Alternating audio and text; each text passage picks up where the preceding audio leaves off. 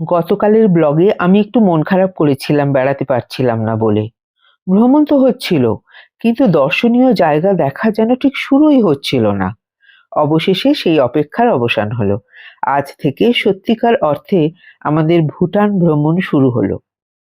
দিনের প্রথম গন্তব্য ছিল ডোচোলা পাস।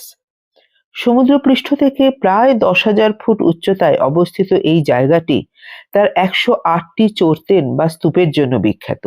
আজ চারপাশ কুয়াশায় ঢাকা ছিল, তবে পরিষ্কার দিনে এখান থেকে পূর্ব হিমালয়ের তুষারাবৃত পর্বতশ্রেণী এবং বিখ্যাত গাংখার পুয়েনসুম শৃঙ্গও দেখা যায়। সেখান থেকে আমরা পৌঁছলাম পুনাখা জংয়ে। যে ঝুলন্ত ব্রিজটা পেরিয়ে আমরা পুনাখা জংয়ে ঢুকলাম, তার নিচ দিয়ে বয়ে যাচ্ছে ফচু নদী। আর একটু এগোলেই ফচু আর মছু নদী মিলে তৈরি করেছে এক ঐতিহাসিক উপত্যকা। কাঠের সূক্ষ্ম কাজ, বিশাল প্রাঙ্গণ আর চারপাশের প্রাকৃতিক সৌন্দর্য মিলিয়ে জায়গাটি আমার খুব ভালো লেগেছে। এখানে যখন যাবে সময় নিয়ে যেও, অনেক ইতিহাস লুকিয়ে আছে এর আনাচে কানাচে।